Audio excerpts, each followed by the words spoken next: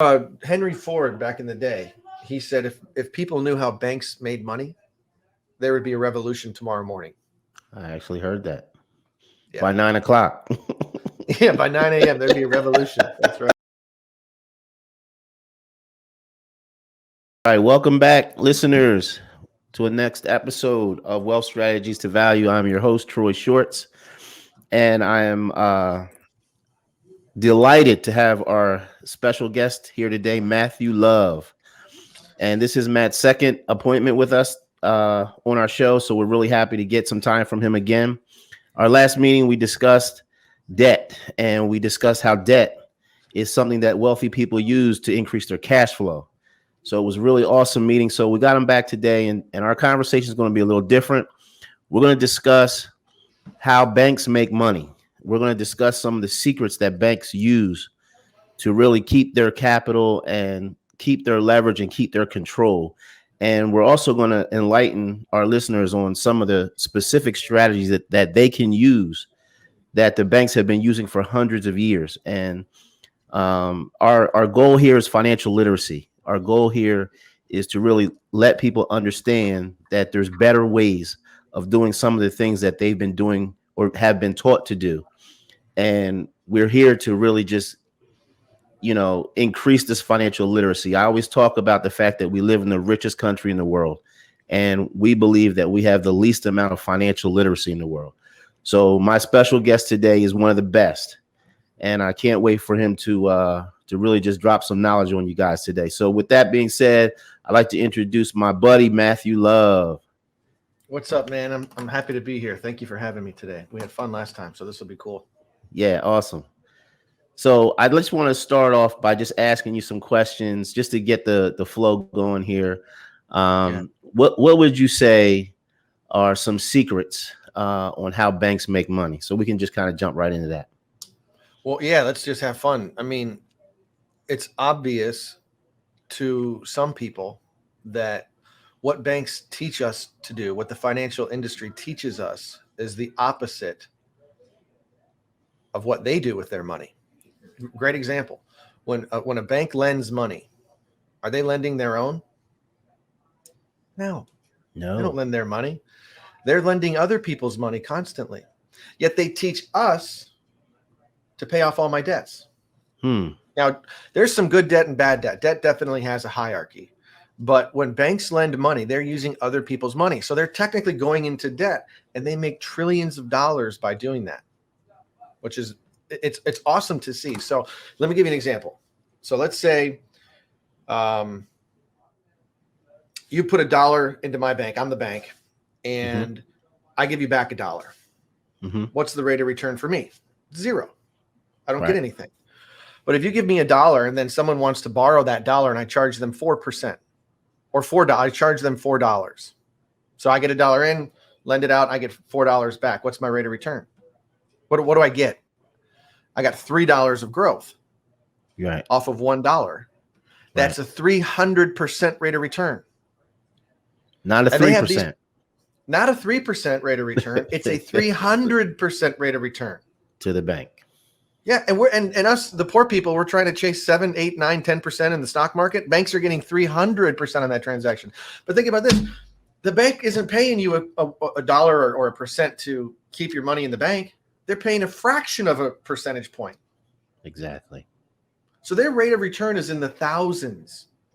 And then when we realize how fractional reserve lending actually works, which we can break that down in a second, so we'll come back to that. Yeah. They don't even have any money invested. You put money into the bank and they lend it out at a higher interest rate. Not only is the rate of return in the thousands on the dollar transaction, they don't have any of their money invested. No risk. If I don't have my money invested and I get a rate of return, the rate of return is infinite. I'm not putting my money to risk. And then the bank teaches us I got to pay off my mortgage. Why on earth would I pay off an asset that the value of the asset has nothing to do with whether or not there's a mortgage? Because I might lose 3% on a mortgage rate. Because what the financial industry teaches you is like, oh, look, you're going to buy the house twice over 30 years because of the interest rate. You're going to pay all this extra money in interest. Yeah, but what are you losing with the money? Why would I lock my money up into sticks and bricks? and pay off this asset that the value has nothing to do with whether or not I paid it off. Wow. It's the exact opposite of what banks do. When banks build buildings, they're going to pay cash to build the building because you can get good deals with cash. Sure. And then they immediately do a cash out refinance, take the money and leverage the money and go do it again. Tell us to do just the opposite. And they teach us to do the opposite. I mean, so when you look at how this stuff works, it really becomes quite clear. Debt can be a really, really good thing for a lot of people, and wealthy people understand that. And the government incentivizes this. Let's break down fractional reserve lending. So people might have heard the term. So fractional reserve lending is what banks do. So that means they get $1 on deposit. They can lend up to $10. Yes. That's what happened in 2008. They lent money that never existed. Yeah. And the housing market came crashing down because people were borrowing money to go buy a house they couldn't afford. The banks never had the money in the first place to lend it. When the market got a little sketchy and people lost their jobs, they couldn't afford the mortgage. They lose the house. The bank takes the asset. The housing market drops because the banks don't want to keep those assets. Nobody can afford them anymore. The pricing was inflated because banks lent money that didn't ever exist. They get $1 on deposit. They can lend $10 out. What in what world does that make sense? This is you look at the Federal Reserve. It's a private institution. It's not government. The Federal Reserve is a private company. Yeah. It's not the government. Yeah. And that's a little scary. It's very scary because I would never do that with my money. Why? That's like I make $1. I'm going to go put $10 on a credit card. That's horrible, horrible economics for my family. Yes. However, but banks do it every single day. And so there's a way to use fractional reserve lending in a positive light. But if we even take a few pages out of the book from the banks and how they make these trillions of dollars and massive thousands of percent rate of return, why wouldn't I try and do that? Why would I chase an 8% rate of return, giving my money to Apple in the stock market that I can go backwards, trying to pay off a house whose value has nothing to do with whether or not I put the money into the house? Yeah. A lot of people don't understand what you just said. That's so important. I don't want to get you off track. I'm sorry. No, it's all good, man. And I think that, for the people listening to this stuff, 80% of Americans already spend more money than they make. Yes. Right. So this is not like a blanket advice to everybody, but for those who want to get control over their wealth, you got to understand how debt can actually help you get ahead. So for example, when Trump built the Trump Tower in Chicago, love him or hate him, I don't care. Do you think he used his money to build it? Absolutely not. No, but who did the tenants pay their rent to? Trump. So he's using other people's money to generate cash flow for himself. Now, everybody gets mad because Trump doesn't pay taxes.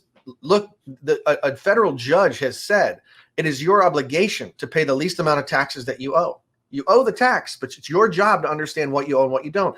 The government incentivizes what Trump is doing. The government wants people to create commerce, to create jobs, and to help the economy. You want proof in that? Debt is tax-free money. So think about this. If I want to buy $1 million house and I want to pay cash because that's what these financial entertainers teach you, and it's the cheapest way. Don't get a mortgage, pay off the house. It's horrible advice. Yes. How much money do I have to make? Pay the federal government, pay the taxes to the state to net the $1 million to go buy the house. Yeah. It's $1.5 million easily. I have to earn all this money, pay the taxes, and then go buy my house whose value is still fluctuating with the market. Yep. It's illiquid. I can't get access to the equity. I still have to go to a bank to borrow the equity. It's not mine. No tax deduction. Yeah. Versus what if I just went to the bank and got $1 million? And the bank gives me $1 million. Now I owe it back to the bank. The government doesn't tax me on that $1 million transaction. Nope. Hell, they're allowed, Troy, this is the cool part. They allow me to deduct the interest that I pay to get the money. It's proof that the government wants us to use good debt to spark commerce. Yet we have people paying off a house, which is one of their biggest tax deductions if they do it correctly, funding a retirement account, delaying an income tax that they can't even calculate, and they have no money in the bank, and they go, look, I'm making 150 grand a year and I feel broke. Yeah, because you're doing it all wrong. All wrong. Yeah. We're not listening to the right people. No. Henry Ford, back in the day, he said if people knew how banks made money, there would be a revolution tomorrow morning. I actually heard that. Yeah. By 9 o'clock. Yeah, by 9 a.m. there'd be a revolution. That's right. There's so many secrets out here. There's such a disconnect, Mhm. and we have to understand who we're listening to. And sometimes Well, I think think, about this, and I go don't want to ahead. cut you off, but think about this too. You have to find out who you're listening to because everyone has an objective. The beauty of Yes. today and today's world is you're reaching people online, maybe driving in their car in Florida. Like, who knows who could be hearing this? The opportunity to get eyes and ears to good Mhm. advice is becoming more and more attainable. So good advice is even more attainable than it was 20, 30 years ago, where you just turn on the TV and you have to watch 5 channels that are on. Right. So not only is education becoming a commodity, you have to choose who you're listening to. And if the bank's job is to lend and you put money into the bank and then they lend it out, if their job is these transactions, they want you to be dependent on the bank. Yes. Why would a bank teach us these principles so that I would be independent of the bank? Exactly. A bank will never teach you what I'm teaching you because Right. they want you to constantly use the bank. I want you to become your own bank, utilize your own cash flow, your own wealth knowledge so that you can make money just like the banks do. And it's this oppressive idea that the financial industry doesn't teach people how wealth actually works. They teach you how to chase a rate of return. 6 is better than 5. Has nothing to do with creating wealth. Nope. They want us to take risk with our money. They want you to pay off your debts. Meanwhile, they take their, let's say I get a $1 million mortgage and I pay it off quickly in 5 years. Look, honey, I'm debt free. Yeah. The bank just took the $1 million and lent out $10 million. Yes. And charged an interest rate on all that. Yep. So who we listen to is crucial. If I'm listening to the financial institution whose sole job is to make money off of the transaction, they'll never teach me how to be independent of them. And this is a capitalist society.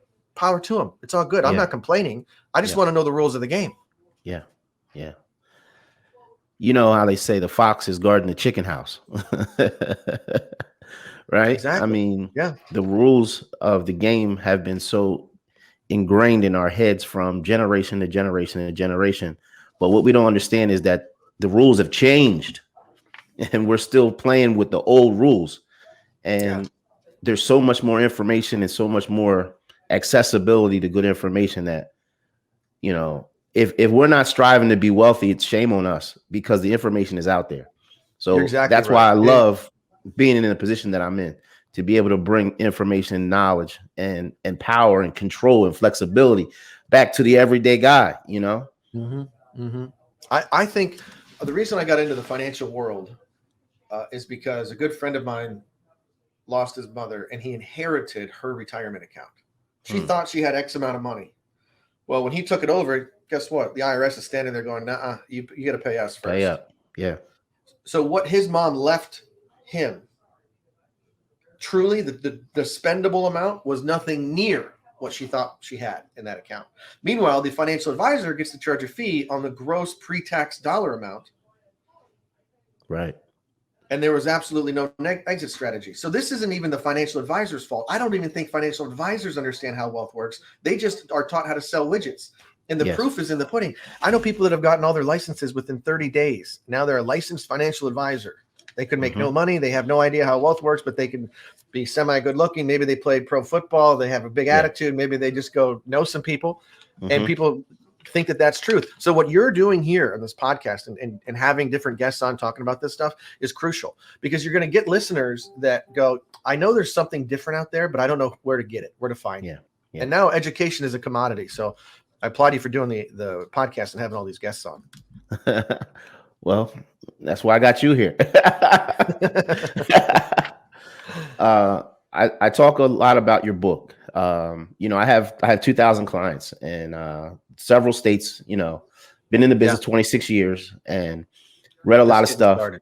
And, Matt's book is called Don't Be Debt Free and Broke. And it really discusses some real sacred cows. And really, you're not afraid to challenge the status quo about what people have been taught about wealth. And I love the way you illustrate these very simple principles. And literally, I've had people call me. They read the book and called me on the phone and said, "Oh my God, Troy, we got to get together. We got to meet." like their heads just exploded with knowledge and information that they didn't have previously, and really got my clients super excited to make some real tangible changes in their world. So that's why I love to share your book. So I'm also looking forward to your next book. And I think in your next book, you're going to get into some specifics about not just how wealth works, but you're going to get into some specifics about how our clientele can really accelerate their wealth, create wealth, transfer wealth. And I think the key is accessibility to their wealth. I mean, correct me if I'm wrong. I don't want to be promoting your book. Right. It should be out soon. You're exactly right, though. When we realize that money is a tool, and how we use it is going to determine how much money or wealth we create, and more importantly, how much cash flow we can create. Yes. What we do with our dollar becomes quite important, because everything I do with my dollar is going to help or hurt my ability to generate wealth. There's no in between. And when we realize money is a tool, like you said, I got to have access to it. In 2008, when everybody was running for the hills and the housing market was crashing, not many people had access to money. But the people that did have made billions. Millions, dude, like tons of money since then, because they had access to capital. Now, think about what the everyday American does. They go out and finance a car because they got to keep up with the Joneses. So they're financing, going into debt on an asset that's depreciating in value so that they look good on the way to work in the morning. So they make a bunch of money so that they can pay off their mortgage, because these financial entertainers say that debt is bad, so you got to pay off your house. It's the opposite of what the banks are going to do. And then they get the financial advisor comes in and says, you got to save for retirement, an event you don't even know you're going to get to. But you got to put money into it. Put money into this account. We're going to delay the tax. So when Hunter Biden's in office, whatever tax bracket he wants to propose, you'll be paying that tax bill. But don't worry about the tax bill then, because look at how much money you're growing by deferring the tax. So you buy a depreciating asset that's financed, you pay off one of your biggest tax deductions in your house, and you put money into an account that the government controls, and you have no idea how much you're going to get access to. That's the person who lost their butt in 2008, because they had no liquidity. They had no access to cash. I talk to people, look, I like home equity lines of credit, so this isn't against it. The fun thing about money, man, it's objective. When we start getting subjective about money and like emotional, that's where mistakes happen. So let's talk about a home equity line of credit, like a bank. If I have 500 grand of equity in my house, I could borrow against that using a bank. Well, when the housing market took a dive, the bank pulled all the line of credit. Now, if that was my liquidity, I no longer can get to it. Now, here's a bomb for all the listeners. The equity in your house is never yours. It's not yours. People say, I have $500,000 of equity. Okay, bring it to the office. They have to go to a bank. You can't. They have to go to a bank, prove the asset exists, prove they have income, prove they have the ability to pay it off, prove their credit score, look at their credit score, affect their credit score, all of this red tape. Then the bank will give you the money of the line of credit. But when you walk out of the bank, ask the banker, thanks for the $500,000. Is this your money or is it my money? And the banker is going to be very quick to tell you, no. That's our money. We want it back. You can never get access to your equity ever until you sell the house. So once you realize that the house isn't yours, why on earth even if I paid off the house, I still have maintenance costs. I still have property taxes. Like it's not my asset. So how I pay for the house or how I utilize good debt will determine how much wealth or cash flow I can design for the rest of my life. You got it. Awesome. Man, I love this subject. That's why I got you here, man. You've been a blessing, man, to so many advisors through the years. I mean, it's only been 10 years, but this stuff is not like that new in our world. No. But you just described like probably 75 or 80% of the people that I meet in my business initially. He's got a car he can't afford, he's got a house he can't afford, and he's got a 401k at work that he can't access. How many people, Troy, have you seen in their 40s that have some sort of life situation and they have no liquidity and they have to pull money out of that retirement account? Yeah. And they they either pay a penalty to pull it out, which is they pay the income tax plus the penalty. So you'll keep half of what you pull out. Or I get people to say, well, no, I can borrow from that account. So it's okay. Okay. Let's talk about that for a second. You borrow from a retirement account, go use the money. And they go, well, I'm paying myself interest. Okay. After tax, You're Yes. paying after-tax dollars back into the retirement plan, and then when you retire, you get You're taxed gonna again. pay again. Double tax. Income tax twice. Now it affects your Social Security, your Medicare, all this other crap. I mean, it is the dumbest advice that exists. Some people need it. If some people don't have a tax problem, they have an income problem, which I would argue that the last thing you should do is a retirement plan. You got to understand how to actually get your money working for you. Yeah, absolutely. Absolutely. This reminds me of a story. Did you ever hear the story about the ham, the Thanksgiving ham? No. All right. Mom's making Thanksgiving dinner. The little girl says to Mom, why did you cut the back of the ham off before you put it in the oven? And she said, I don't know, honey. That's the way Grandmom did it. Grandma's going to be here for dinner later, so you can ask her. Okay, Grandmom comes. Grandma, why did you cut the back of the ham off before you put it in the oven? And she says, well, honey, that's the way my mom did it. Great grandma, she's coming. She'll be here. You can ask her. Great grandma, why did you cut the back of the ham off before you put it in the oven? Mm-hmm. She said, oh, honey, my oven was too small. The ham wouldn't fit in there. You see, this is the way people are handling their money. Yeah, totally. Right? Popular. Why are you doing that? Well, that's because that's what my dad did. Oh, that's what my brother. Wake up, guys. I can only imagine the conversation at the water cooler, comparing how big their 401k is. It's like, oh yeah, pull it out. How big is that? How big is that 401k? Bring it to the office next week and see who's got a bigger 401k. And what's crazy is that the financial industry has pulled the sheet over our eyes to think that what's popular is right. Yeah, I had a client last week. She inherited $1.2 million from her father's 401k, her and her husband. And she did not know that money was taxable. She did not know that.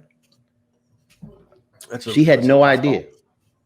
And you talk about somebody's whole demeanor changing. And I said, let me explain something to you. I said, if you inherited this money and half of it goes to you and half of it goes to your husband, the IRS got more than your half. So who was the beneficiary, you or the IRS? Yeah, man. And what do we think is going to happen to tax rates? Another 1.9 trillion. I heard they're going to release for gender studies in Pakistan or something. I don't know what that's about, but scary stuff, man. Yeah. And so when taxes go up, tax-free money is going to be worth a lot more in the future. A lot more. And understanding how debt works to generate tax-free money is going to be worth a lot more in the future too. I think what's interesting, Troy, and the politicians will spin this into some sort of dividing conversation, but you're going to see a lot of wealthy people get a lot wealthier because of things like this and because education is a commodity.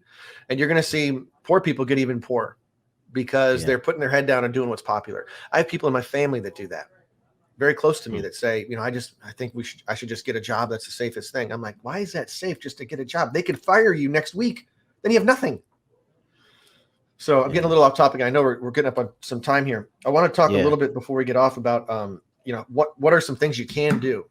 Yes. To leverage some of these principles. And if I want to look at banks as the precedent, I want to look at banks as the blueprint. The blueprint. Sorry, I have an intruder in my office. You want to say hi? Who's this? You're on a podcast. Tom Love, everybody. Hey, Mr. Love. I like that white hair you got there. Yeah, like Santa Claus. I had somebody introduce me the other day, and they go, "This is Matt Love. He has gray hair. That's Tom Love. He has white hair." Okay, so we're talking about banks, though. Precedent. Let's follow what the banks do. Yeah. When banks leverage other people's money for lending, they also have to have money in reserves, right? A fractional amount of what they lend out has to be on reserves. So the question is, where do they keep it? Well, they're not keeping it in stocks. Why? Because stocks go down. Try and pull your 401k or your investment account to a bank and use it as leverage. A bank's going to go, we don't want that as leverage because that could be upside down tomorrow. Yes. So when banks, the question is then, where do banks park their money? And I always joke the secret is hiding in plain sight. We hear about this stuff all the time, and financial advisors slam some of these products because they don't understand how it works. Yeah. Bank of America, for example, has $26 billion with a B Yes. in cash value life insurance. Yes. Why? Because the death benefit will replace any sort of assets to the bank. So they're growing their asset over time, just generationally speaking, from all their employees. And the cash value is guaranteed never to go down. So if Donald Trump wants to go build a golf course in Georgia and he goes to Bank of America has a couple of options. They can go to the Federal Reserve and borrow, or they go to their life insurance. And for their tier one lending, they go to the life insurance, lend that cash out. Why? Because the insurance company still pays dividends on the gross amount inside the policy. Meanwhile, the dollar is lent out to Trump, who's paying an interest rate back to the bank. They're making cash flow work for them over and over again, exposing themselves to no risk. So let's relate it to me. My family, I put a boatload of money into life insurance. I literally got rid of my 401k last year. COVID allowed me to take it out penalty free. So you better believe I did that. That's the last government controlled asset I want. So I got rid of that thing. And I put all my money into life insurance. I have the biggest mortgage possible. We just closed on our house here in Tennessee, 2.75%. Yeah. I call that free. Guaranteed money deductible for 30 years. So now we talked about last time how I'm using deflation. Yeah, deflated dollars, right? Yeah, deflated dollars to pay it back. My money goes into life insurance. If I die tomorrow, heaven forbid, I don't want to. If I die tomorrow, my wife has no problem paying off the mortgage. Yep. I have massive death benefits. If we believe that other people's money or debt is a way to generate wealth, I'm going all the way, baby. I'm buying a death benefit forever. So when I'm gone, I'll have no debts. My family's taken care of. My daughters go to school. My wife can pay off the house. Everything's fine. Yes. Guaranteed. I'm so cheap, Troy. I don't even want to leave my money to the kids. I'm going to let the insurance company pay my family when I'm gone. Right. Yeah. Right. And so before I die, as that cash value grows, I can go leverage it out whenever I want. Yep. I can borrow against it. It's like a home equity line of credit that's guaranteed to go up in value. And so when I borrow against that future death benefit, that's tax-free cash flow, baby. I'm using tax-free dollars to go buy an investment. Bitcoin has been going through the roof recently. So you got some young listeners. Yes. How I buy Bitcoin will determine how much wealth I'm actually going to create. Shit, if I'm going to go buy Bitcoin, which is volatile, it's one of the most volatile things right now in the market. If I go and buy Bitcoin and it goes down in value, I lost money. Well, what if I leverage somebody else's money to go buy the Bitcoin? If it goes down in value, the lender probably hates me, but I'm still fine. So how I enter the market, how I pay off my house, how I give money to my kids, how I set up my retirement is more important than getting a 6% or a 7% rate of return. Yeah. Yeah. We got to stop listening to the rate of return propaganda. Wall Street does absolutely nothing for us but give us a rate of return, and they can take it right away.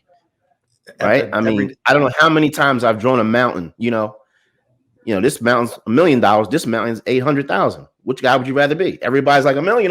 Okay. Well, now it's time to come down the mountain. This is going to yield you 70,000. This is going to yield you 60,000, but the 60 is tax exempt. Yeah. Now which one do you want? Which guy you want to be? And everybody says the B guy. Yeah. But when you look at what they're doing, it's just the opposite. Yeah. And they say, oh, well, I'm doing tremendous in my 401k. I'm doing okay. Like, what does that mean cash flow wise? Exactly, you don't know. Dude. I don't know. I have a client who's doing some coin stuff, and he's killing it, man. He's made like a 30-40% rate of return last year. And I said, this is great stuff, and I don't want to stop you from doing it. Is this something that you expect to happen every year for the rest of your life? And he said, absolutely not. So perfect. Go take advantage of it while you can, but you better have an exit strategy. Yeah. Otherwise, the rate of return means nothing. It could be gone. And if you want proof, go to the bank, like I said, and try and use your Bitcoin and have the bank lend against that value. They won't do it because Bitcoin could be zero tomorrow. Wow. And then the bank has no leverage. They won't have any recourse. Yeah. Wow. Now go to the bank and say, I have $1 million in cash value. They'll lend up to $1 million on the cash value. The bank will. At a very low interest rate, right? Yeah, here's another bomb for the listeners before we get off if you want the secret to getting a low interest rate. Everybody wants to know the secret of getting a really good interest rate. Here it is. The secret of getting a really good interest rate is to prove you don't need the loan. If I can show the bank that I have the money to make the purchase, but I don't want to use my money, I want to use the bank's money. Now the bank has no risk. They get a guaranteed loan. So I don't want to pay 5% like my neighbor is. I want to pay you 2% or 1%. And if I default, you get the asset. So the banker says, great, easy loan. Here's the paperwork. Negotiation. Sign here. So the secret to getting a low interest rate is to prove that you don't need the money. Yeah. We need to make like a banner. Put that on the highway. Yeah, exactly. And financial institutions won't teach you this. Why? Because they say you got to put money into this account for your retirement. Yeah. Here's another secret. You do not need a retirement plan to retire. You don't need a qualified retirement plan to retire. You need money. And where you keep your money is more important than the rate of return you're trying to chase. And it's easy to prove. Go spend it. Yeah, that's right. Yeah, we call it coming down the mountain, right? That's what we call it, right? Yep. Yeah, we talk about the same thing. That AB is a great example. It's the net cash flow that people care about, but the industry focuses on the dollar amount. Yeah. The gross dollar amount. Yeah. What's the rate of return on knowing that you'll never run out of money? What's the rate of return on the fact that you can use other people's money to do whatever you want to do with your life? What's the rate of return on having access, liquidity, and control of your wealth? What's the rate of return of knowing that, God forbid, if I die tomorrow, all my debts are paid off and I have an income stream to replace my income for as long as I want to for my family? What's the rate of return on that? Yeah, I call that the emotional rate of return, and it's absolutely calculable. Peace of mind, man. Money is a tool. Money is a tool. What's the rate of return of knowing that the Internal Revenue Service has no stake in my wealth? No claims, no deeds, no liens, zero. Yeah, I mean, my goal is to drive a Bentley in my 60s and go pick up food stamps because I paid my taxes. I paid my fair share, and I understand how the tax code works. So I'm going to drive my $200,000 car and get what's rightfully mine according to the tax code. Yeah. Well, I'm going to drive my $100,000 truck, towing my $200,000 boat to go get mine. I love it. All right, guys, we kind of went over the limit on the time clock today, but that's okay. I think it was definitely worth it. And I just want to thank Matt for all of his insight, for all of his expertise, for all of his knowledge. And, he's got a book out. You can go grab it anywhere. I grabbed mine on Amazon. It's Amazon.com. Don't be debt free and broke. And he'll be coming out with another one real soon. And, this guy is a pioneer in the industry. He's not afraid, and he's telling the truth. And some people, the truth hurts, right? But the bottom line is, Matt, we're changing people's lives. Yeah. And we've been given a gift, and we have to be good stewards over this gift. And I believe that the best is yet to come, because, there's nothing like knowledge. There's nothing like information. And just like you said, these podcasts and this new technology is enabling people to really, get the information that they need to make a difference in their lives. Completely. I'm glad to be part of it, Troy. Thanks for including me in this. Yeah, man. No problem. Okay, listeners, until next time, this is Wealth Strategies to Value. I'm your host, Troy Shorts. And remember, our mission is financial literacy. And our goal is to really enable our clients to have a safer, easier, and more enjoyable retirement. Thanks for tuning in.